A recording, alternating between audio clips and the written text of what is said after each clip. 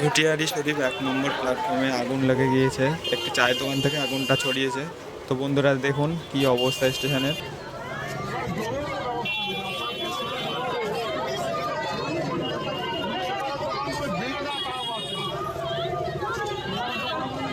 অনবরত ধোঁয়া বেরিয়ে যাচ্ছে, আগুন তো থামার নাম নেই। এর এখানে যে একটা দমকল গিয়ে আগুনটা থামাবে তার কোনো প্লেসও নেই। আর স্টেশনের উপরে দেখুন প্রচুর লোক জড়ো হয়ে গিয়েছে। আশেপাশে যত দোকানদাররা রয়েছে তাদের দোকানকেও তারা ইতিমধ্যে তুলে নিয়ে যাচ্ছে। কী করবে, আগুনটা ছড়িয়ে যেতে চলেছে, একটা থেকে আরেক জায়গায় চলে যাচ্ছে, দাউ দাউ করে আগুন জ্বলছে। ঠিক 1 নম্বর প্ল্যাটফর্মের নিচে যে ব্রিজটা রয়েছে, ব্রিজের নিচেই আগুনটা ধরেছে।